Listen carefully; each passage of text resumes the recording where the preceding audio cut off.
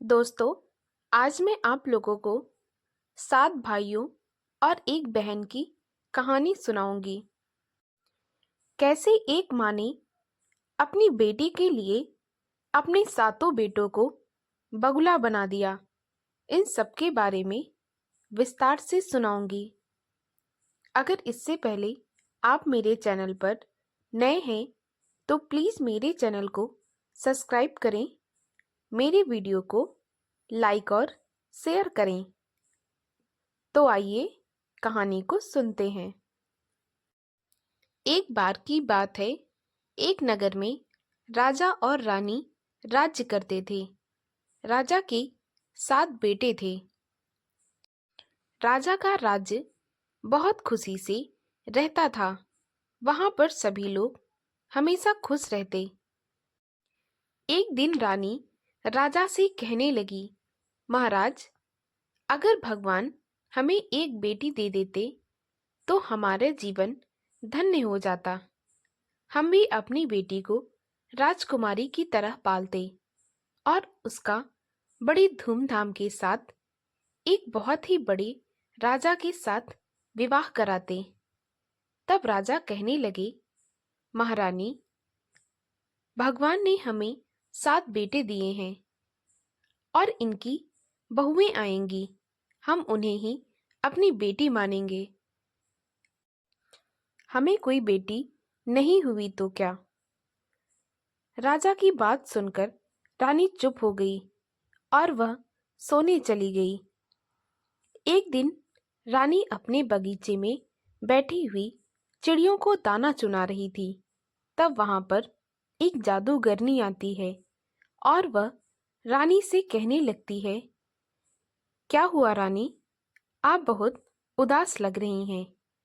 तब रानी उस जादूगरनी को अपनी बात बताती है और कहने लगती है, मुझे एक बेटी होती तो मैं बहुत खुश होती।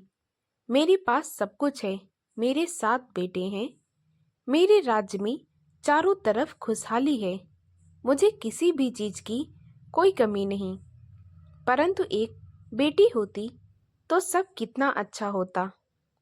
वह जादूगरनी हंसने लगी और बोली, अगर आप चाहो तो आपको एक बेटी हो सकती है, परंतु इसके लिए आपको अपने बेटों को खोना होगा।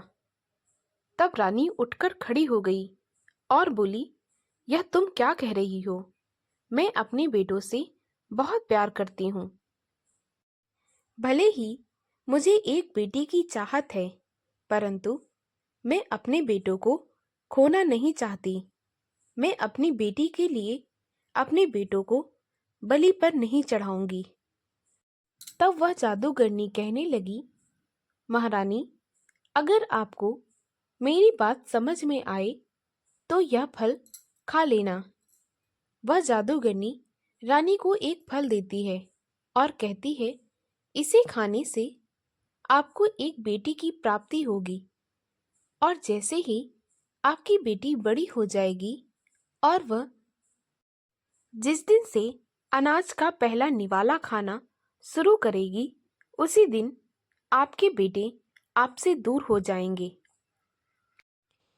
जादूगरनी रानी की आंचल में वह फल रख देती है और वहां से चली जाती है। रानी उस फल को लेकर अपने महल में आ जाती हैं और वह मन ही मन सोचती हैं कि उसे एक बेटी की चाहत है, परंतु वह अपने बेटों से भी बहुत प्यार करती है। वह उन्हें नहीं खो सकती। रानी उस फल को ले जाकर अपने कक्ष के एक कोने में रख देती है और कहने लगती है, उसे कोई बेटी नहीं चाहिए। वह अपने बेटों के साथ ही खुश है। धीरे धीरे कुछ समय बीत जाता है। एक दिन रानी अपने महल की खिड़की पर बैठी हुई होती है। तब वह देखती है कि एक लड़की डोली में बैठकर जा रही है। वह मन ही मन सोचने लगती है, काश उसकी एक बेटी होती तो वह भी उसका विवाह बड़ी धूमधाम से करती और फिर उसे डोली में बिठाकर विदा करती। रानी अपने कमरे में आती है और पूरी रात उसे नींद नहीं आती। वह बेटी की चाहत में तड़प रही होती है। फिर वह अगले दिन वह फल उठाकर खा लेती है जो उसे उस जादूगरनी ने दिया था। कुछ समय के बाद रानी को गर्भधारण हो जाता है। इस बार रानी ने एक बेटी को जन्म दिया। रानी बहुत खुश हुई। राजा ने पूरे नगर में मिठाइयाँ बंटवाई, पूरे नगर को दुल्हन के जैसे सजाया। नगर में दिवाली मनाई जा रही थी। फिर अचानक से वह जादूगरनी महारानी को दिखाई देती है। महारानी उस जादूगरनी को देखते ही एकदम से हड़बड़ा जाती हैं और उन्हें याद आ जाता है कि जादूगरनी ने क्या कहा था। अब महारानी को अपने बेटों की भी चिंता सताने लगी। धीरे धीरे रानी की बेटी बड़ी हो रही थी। जब वह 1 साल की हो गई और जिस दिन उसे अन्न का पहला निवाला खिलाना था, रानी ने अपने 7 बेटों के लिए और अपनी बेटी के लिए चांदी के चम्मच बनवाए। सारे चम्मच एक जैसे थे। रानी ने अपने 7 बेटों को उस चम्मच से खाना खिलाया और फिर आखिरी में अपनी बेटी को खाना खिलाया। जैसे ही राजकुमारी ने अपना पहला निवाला खाया, अचानक से उसके 7 भाई बतख बन गए और वे फड़फड़ाकर वहां से उड़ गए। यह सब देखकर रानी बहुत दुखी हो गई, पर कुछ कर ना सकी। समय बीतता गया। जब राजकुमारी 3 साल की हो गई तो वह बच्चों के साथ बाहर खेलने जाने लगी। एक दिन जब वह खेलकर वापस आई तो बहुत उदास बैठी हुई थी। महारानी ने उससे पूछा, बेटा तुम उदास क्यों हो? तब राजकुमारी ने अपनी माँ को कुछ ना बताया। रानी भी अपने बच्चों को याद करके बहुत रोती थी, परंतु वह उन्हें वापस नहीं ला सकती थी क्योंकि वे न जाने बतख बनकर कहाँ उड़ चले थे। एक दिन राजकुमारी रानी के कक्ष में जाती है और कहने लगती है, माँ, मेरे सारे दोस्त अपने बहन भाइयों के साथ खेलते हैं। मेरा भी कोई भाई बहन होता तो मैं उनके साथ खेलती। आप मेरे लिए मेरी बहन या भाई ला दो ना। राजकुमारी की बात सुनकर रानी की आंखों में आंसू आ जाते हैं और वह कहने लगती है, बेटी तुम्हारे 7 भाई थे, परंतु मेरे कारण वे बतख बन गए और ना जाने कहाँ चले गए। उनका कोई अता पता नहीं। जीवित हैं या मर गए यह भी नहीं पता। अपनी माँ की बात सुनकर राजकुमारी हैरान रह गई और कहने लगी, माँ, आपने मेरे भाइयों को बतख बना दिया, यह कैसे संभव हो सकता है? तब रानी ने राजकुमारी को सारी बातें बताई। अब राजकुमारी मन ही मन बहुत पछता रही और सोचती कि मेरे भाई मेरी वजह से आज मेरे भाई इस महल में नहीं हैं और वे बतख बन गए हैं, ना जाने कहाँ चले गए हैं। अब मुझे अपने भाइयों को वापस लाना होगा। कुछ भी हो जाए मैं उन्हें वापस लाकर रहूंगी। राजकुमारी अपनी माँ से कहने लगी, माँ, मैं अपने भाइयों को वापस लाने के लिए जा रही हूँ। तब रानी कहने लगी, बेटा तुम अपने भाइयों को कैसे ढूंढ पाओगी? वे तो बतख बन गए हैं। उनका पता तो मुझे भी नहीं पता, नहीं तो मैं उन्हें अवश्य वापस ले आती। राजकुमारी कहने लगी, मैं कुछ भी करूंगी माँ, पर अपने भाइयों को वापस जरूर लाऊंगी। वे जहाँ भी होंगे मैं उन्हें वापस ले आऊंगी और उनके लिए जो भी करना पड़ा मैं अवश्य करूंगी। रानी ने राजकुमारी के जाने का प्रबंध कर दिया। उसके साथ कुछ दासियां भी भेज दी। खाने पीने का सामान, वस्त्र इत्यादि भी उसके साथ भिजवा दिए। राजकुमारी जंगल की ओर प्रस्थान करने लगी। वह जंगल में जा जाकर अपने भाइयों को ढूंढने लगी, परंतु उसे उसके भाई ना मिले। कुछ समय बीत गया। अब उसके पास खाने पीने की वस्तुएं भी खत्म होने लगी। तब दासियों ने राजकुमारी से कहा, राजकुमारी, अब आपको वापस महल चलना चाहिए। अब शायद हमें राजकुमार नहीं मिलेंगे। तब राजकुमारी कहने लगी, नहीं, मैं भाइयों के बिना यहाँ से हिलूंगी भी नहीं। तुम्हें जाना है तो तुम सब चली जाओ, मैं अकेले उन्हें ढूंढ लूंगी। पर दासियां वापस न आईं और वे राजकुमारी की मदद करने लगी। एक दिन राजकुमारी एक पेड़ के नीचे बैठी हुई थी।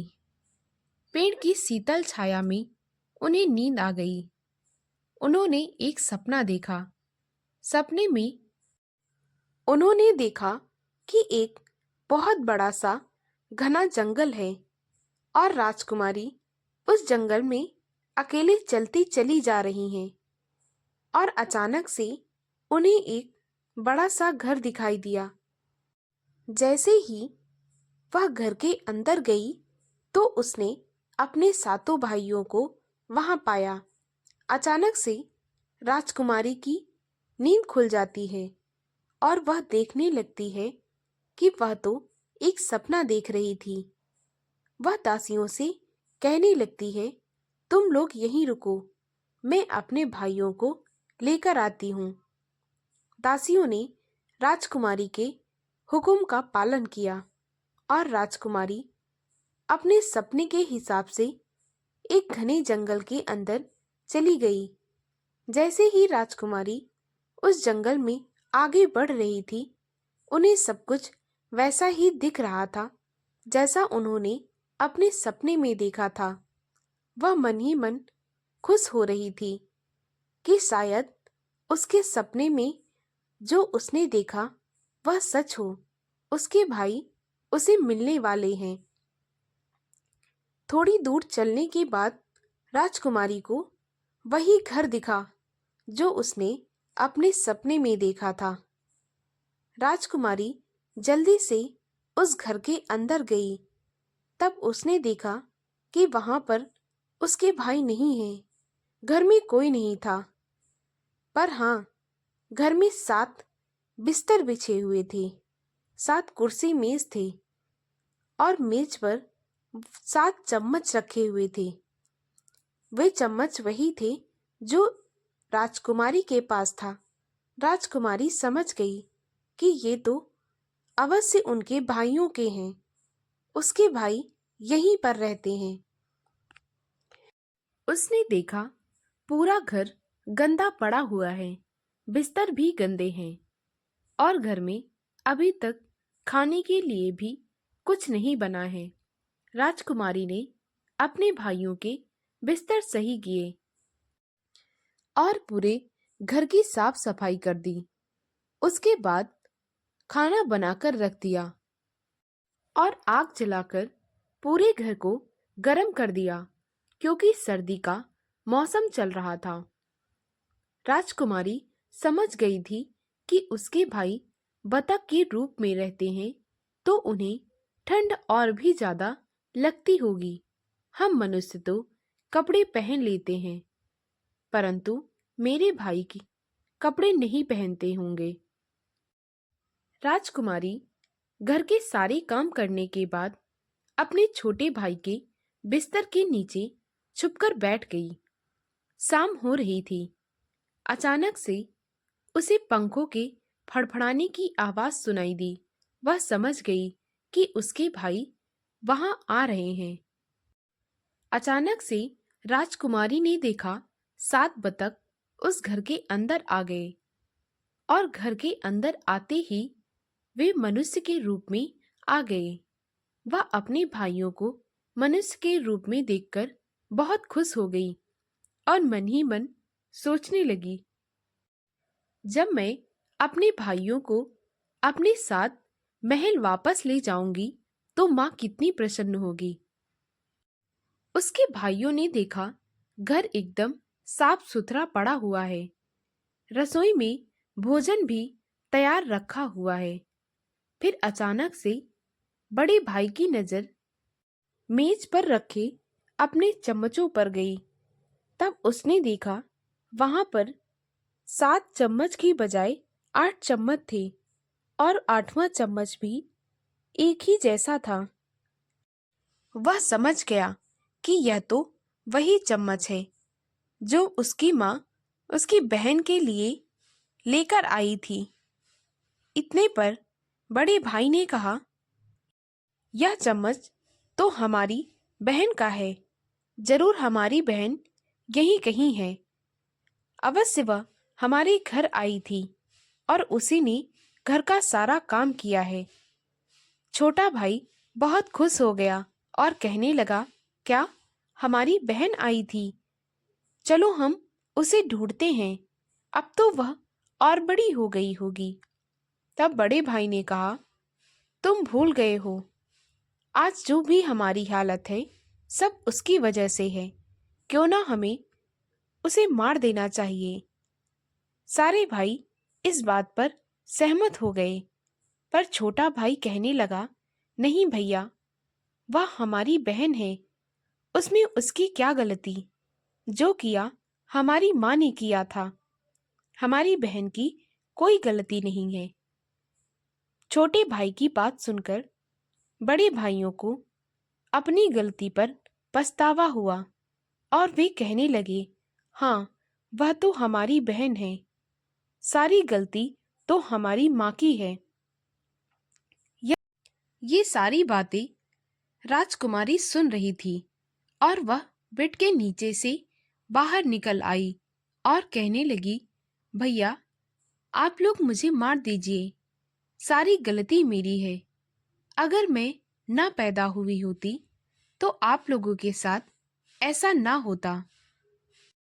तब छोटे भाई ने अपनी बहन को गले से लगा लिया।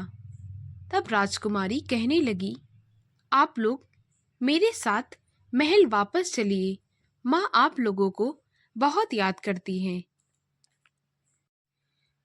इतने पर बड़े भाई ने कहा, हम तुम्हारे साथ महल वापस नहीं चल सकते। जब तक हम पूरी तरह से इंसान नहीं बन जाते, हम तुम्हारे साथ वापस नहीं चल सकते।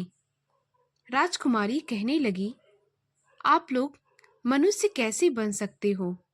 मुझे बताओ, मैं वह सब करूंगी जिससे आप लोग पूरी तरह मनुष्य रूप में आ जाओ। तब बड़े भाई ने कहा, अगर तुम हमारे लिए थिसिल के फूल चुनकर उनके बालों से कोट बनाओ और मफलर बनाओ, और जब हम वह पहन लेंगे तो मनुष्य रूप में आ जाएंगे। पर याद रखना, जब तक तुम वे कोट बनाओगी तब तक तुम बोल नहीं सकती हो। कुछ भी हो जाए पर तुम्हें बोलना नहीं है। राजकुमारी कहने लगी, ठीक है भैया, पर ये थिसिल के फूल हमें मिलेंगे कहाँ?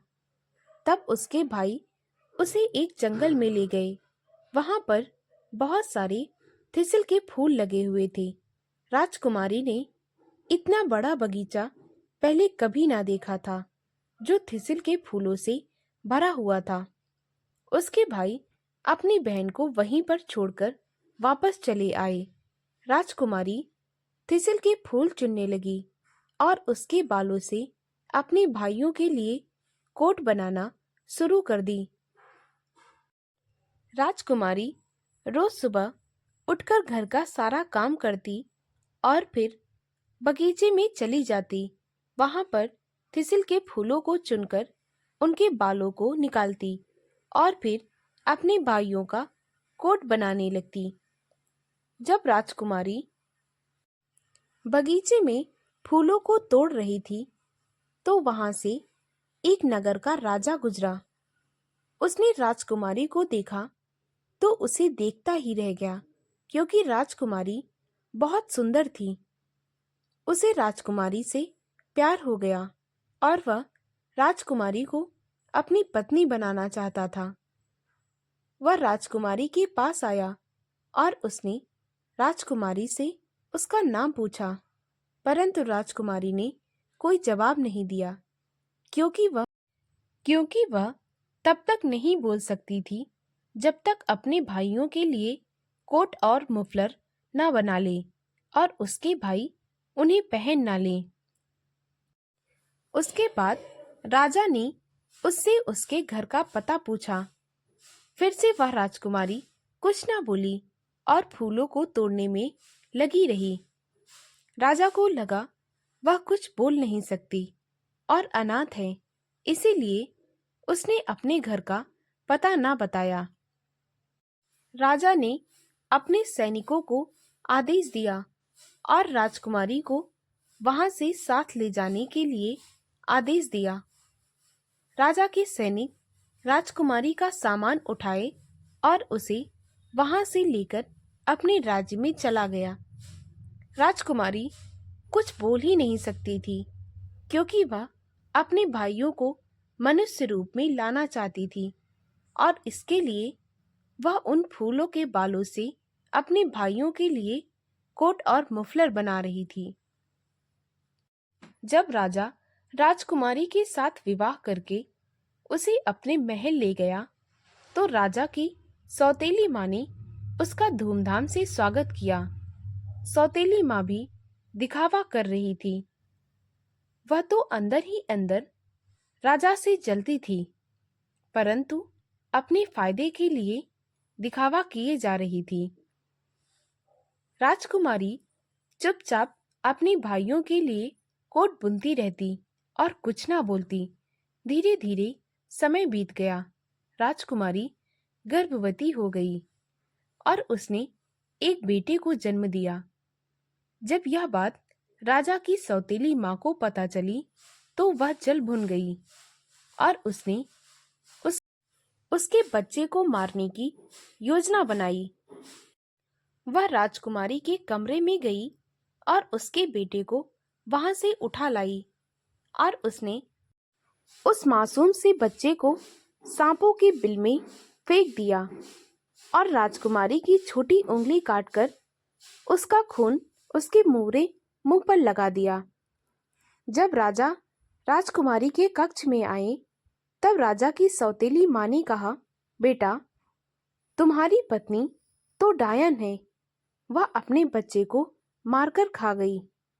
राजा को इस बात से बहुत दुख हुआ।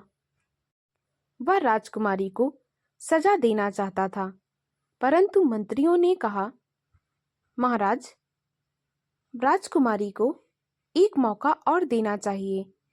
इसीलिए राजा ने अपनी पत्नी को एक मौका और दिया। कुछ दिन बीत गए। राजकुमारी फिर पेट से हो गई। इस बार भी उसने एक बेटे को जन्म दिया।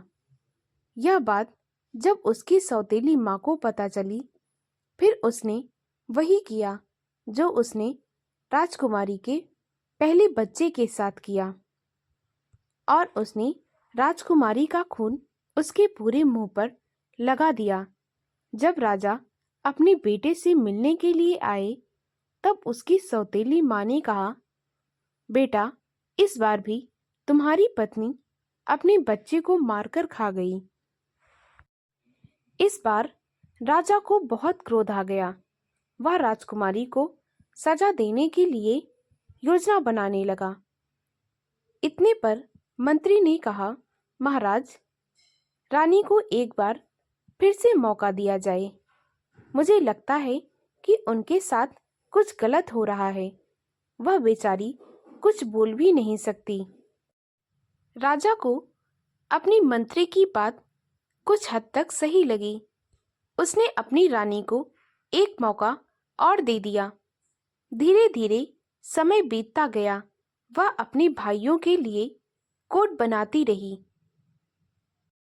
एक बार फिर से वह पेट से हो गई। इस बार सौतेली माँ बहुत ज्यादा गुस्से में आ गई और वह कहने लगी कि इस बार तो मैं इसको छोड़ूंगी नहीं। कुछ दिनों के बाद राजकुमारी ने एक बेटी को जन्म दिया। इस बार भी सौतेली माँ चुपके से राजकुमारी के कमरे में गई और उसकी बेटी को उठा लाई और उसे भी सांपों के बिल में ले जाकर छोड़ दिया और राजकुमारी के पूरे बदन पर उसका खून लगा दिया। जब राजा अपनी बेटी और पत्नी से मिलने के लिए उसके कक्ष में आया, तब सौतेली माँ रोने लगी और कहने लगी, बेटा, तुम्हारी पत्नी बहुत बड़ी डायन है, अपने 3-3 बच्चों को मारकर खा गई। इस बार राजा को बहुत ज्यादा गुस्सा आ गया और उसने रानी को मारने की घोषणा कर दी। उसने अपने मंत्रियों को आदेश दिया कि आंगन में लकड़ियों का ढेर लगाया जाए और उस पर रानी को बांधकर उसे जिंदा जला दो, क्योंकि इन्होंने बहुत ही घिनौना अपराध किया है। यह 3-3 मासूम बच्चों को मारकर खा गई हैं। इन्हें माफ नहीं किया जा सकता। अगर इन्हें जिंदा छोड़ दिया गया तो यह आगे चलकर बहुत बड़े बड़े अपराध कर सकती हैं। मंत्रियों ने बिल्कुल वैसा ही किया जैसा राजा ने उन्हें करने का आदेश दिया था। आंगन में लकड़ियां इकट्ठा कर दी गई और रानी को वहां पर लाया गया। राजकुमारी ने अपनी दासियों को इशारे में समझाया। उसकी दासियां उसकी बात समझ जाती थी, क्योंकि वह बहुत दिनों से उसके साथ रह रही थी। राजकुमारी ने अपनी दासियों से कहा कि उन्होंने जो कोट बनाए हैं वह उसकी चिता पर रख दिए जाएं। दासियों ने बिल्कुल वैसा ही किया जैसा राजकुमारी ने उनसे करने के लिए कहा। राजकुमारी को लकड़ियों पर लिटा दिया गया और उन्हें रस्सियों से बांध दिया गया। जैसे ही राजा के सैनिक लकड़ियों में आग जलाने के लिए जा रहे थे, अचानक से आसमान से फड़फड़ाने की आवाज सुनाई दी। सभी लोगों ने आसमान में देखा तो 7 बतख उड़ते हुए आ रहे थे और जैसे जैसे वे जमीन पर नीचे आ रहे थे, इंसान रूप में परिवर्तित हो रहे थे। यह सब देखकर सभी लोग चौंक जाते हैं। तब राजा उनसे कहने लगता है, तुम लोग कौन हो? तब सौतेली माँ कहती है, बेटा, मैं कह रही थी कि यह एक बहुत बड़ी डायन है, जादूगरनी है। देखो, अब इसके साथी भी यहाँ पर आ गए हैं। इतने पर राजकुमारी के भाइयों ने राजा से सारी बातें बताई और वे अपनी बहन से कहने लगे, बहन, अब तुम बोल सकती हो। तुमने अपना काम बाखूबी निभाया है। और सातों भाइयों ने कोट पहन लिया। कोट पहनते ही वे पूरी तरह से इंसान रूप में परिवर्तित हो गए। बस छोटे भाई की एक बाह नहीं बन पाई थी, इसीलिए उसकी एक हाथ की जगह पर एक पंख लगा हुआ था। राजकुमारी अपने भाइयों को इंसान रूप में देखकर बहुत खुश हो गई और वह बोल उठी। राजकुमारी को बोलता हुआ देख राजा बहुत खुश हो गया। इसके बाद राजकुमारी ने सारी बातें राजा को बताई, कैसे उसकी सौतेली माँ ने उसके साथ क्या क्या किया है। सभी लोग सांपों के बिल के पास गए और राजा ने वहां पर उसकी खुदाई करवाई। तो राजा देखकर हैरान हो जाता है, क्योंकि उसके तीनों बच्चे सांपों के साथ खेल रहे होते हैं। राजा ने अपने तीनों बच्चों को बाहर निकलवा लिया और अपनी सौतेली माँ को कैद में डलवा दिया।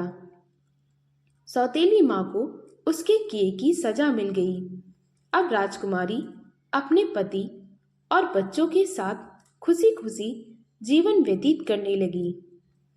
राजकुमारी ने अपने भाइयों से कहा, भाई, अब आप लोग अपने नगर वापस लौट जाइए। माँ तुम्हारा इंतजार कर रही हैं। वे तुम लोगों को इंसान रूप में देखकर बहुत ज़्यादा खुश हो जाएंगी। सातों भाइयों ने अपनी बहन से अनुमति ली और अपने नगर वापस चले गए। इधर रानी ने अपने बेटों को इंसान रूप में देखकर बहुत खुश हो गई और उन्हें गले से लगाकर माफ़ी मांगने लगी और कहने लगी, बेटा, यह सब कैसे संभव हुआ? तब सातों भाइयों ने अपनी बहन की बहादुरी के बारे में अपनी माँ को सब कुछ सच सच बता दिया। राजा अपने सातों बेटों को वापस पाकर बहुत खुश था। कुछ दिनों के बाद राजा ने अपने सातों बेटों का विवाह करवा दिया। घर में 7 बहुएं आ गई। राजा हमेशा कहता था कि वह अपनी बहुओं को बेटी बनाकर रखेगा। राजा ने बिल्कुल वैसा ही किया। अब राजा ने अपने बड़े बेटे को राजा बना दिया और सब लोग खुशी खुशी रहने लगे। राजा के राज्य में चारों तरफ खुशियां ही खुशियां थी।